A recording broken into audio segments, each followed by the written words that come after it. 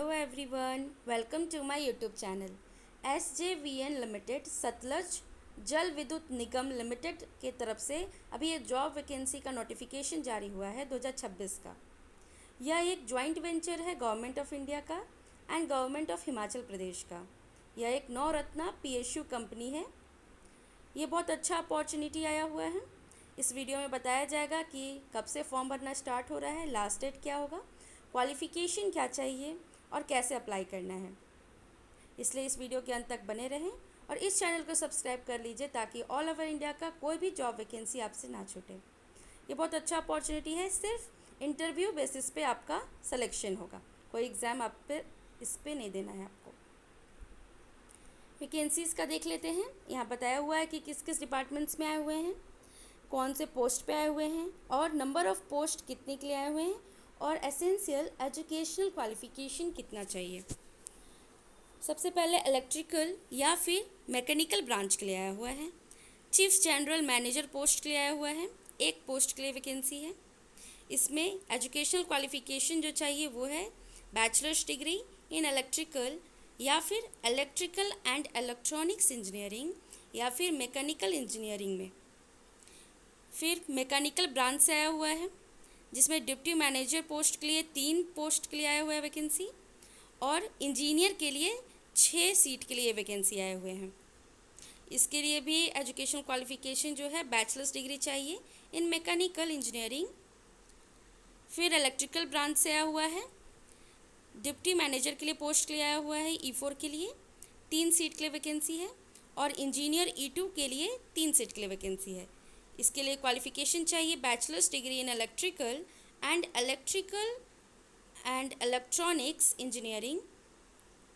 फिर C&I department से आया हुआ है, डिप्टी मैनेजर E4 के लिए वैकेंसी है, 1 पोस्ट है और इंजीनियर E2 के लिए 2 पोस्ट है। इसके लिए क्वालिफ़िकेशन चाहिए, डिग्री होना चाहिए आपका बैचलर्स डिग्री इन इलेक्ट्रिकल या फिर इलेक्ट्रिकल एंड इलेक्ट्रॉनिक्स या फिर इंस्ट्रूमेंटेशन एंड कंट्रोल या फिर इलेक्ट्रॉनिक्स एंड इंस्ट्रूमेंटेशन इंजीनियरिंग में।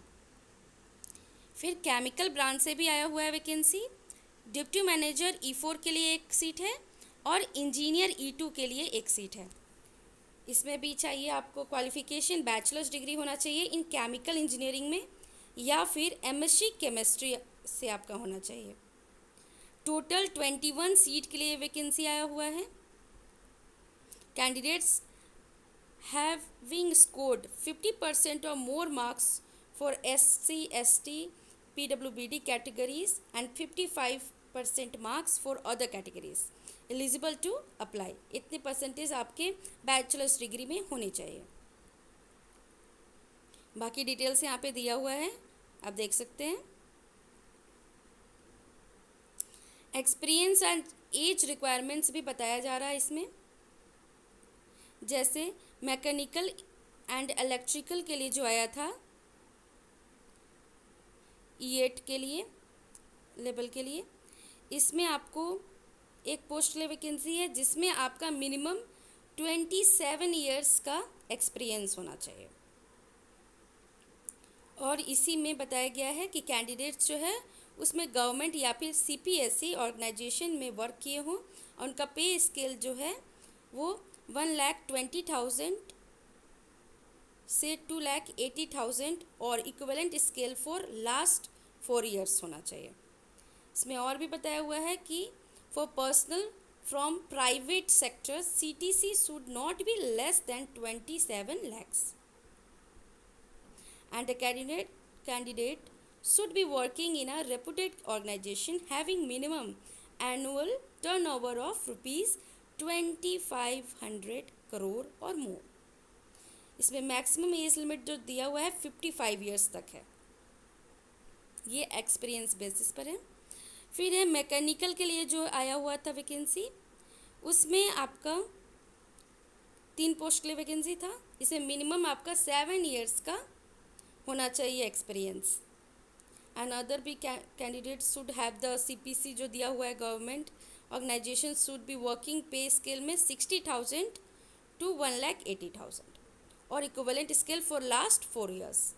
और इसमें भी personal from private sector, CTC should not be less than 13.62 lakh PA per annum, and candidates should be working in reputed organization having minimum annual turnover of 2500 crore और more.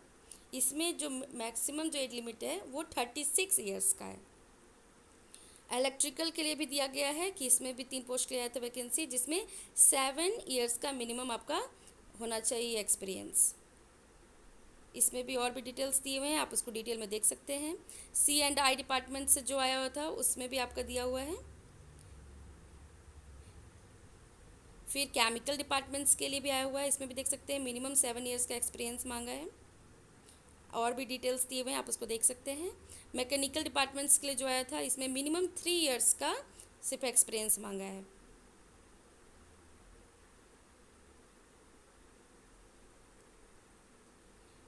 And electrical departments के लिए भी दिया हुआ है यहाँ पे, जिसमें मिनिमम 3 ईयर्स का एक्सपीरियंस है. और भी डिटेल्स दिए हुए हैं, आप उसको देख सकते हैं. C&I के लिए जो आया हुआ है उसमें भी मिनिमम 3 ईयर्स का एक्सपीरियंस है. केमिकल के लिए जो आया था उसमें भी मिनिमम 3 ईयर्स का एक्सपीरियंस है. एंड अदर डिटेल्स भी दिए हुए हैं, आप उसको देख सकते हैं. ऑफिशियल वेबसाइट पे ये नोटिफिकेशन डाला हुआ है, आप वहाँ पे भी जा करके चेक कर सकते हैं डाउनलोड करके.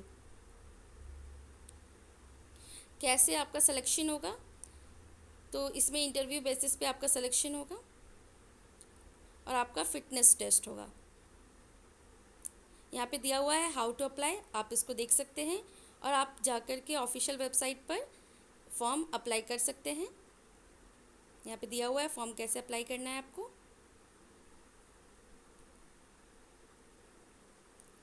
फॉर्म भराने का रजिस्ट्रेशन जो डेट स्टार्ट होगा वो 5 अगस्त 2026 से स्टार्ट होगा 10 बजे से. ये पहले आपको इन्फॉर्मेशन दे दिया जा रहा है. 5 अगस्त से फॉर्म भराना स्टार्ट होगा और 26 अगस्त तक आपका फॉर्म भराएगा. लास्ट डेट जो है 26 अगस्त 2026 है. जनरल कंडीशंस और भी दिए हुए हैं जिसको आप देख सकते हैं डिटेल में. और ऐसे ही लेटेस्ट अपडेट के लिए इस चैनल को सब्सक्राइब कर लीजिए ताकि ऑल ओवर इंडिया का कोई भी जॉब वैकेंसी आपसे ना छूटे. Thank you.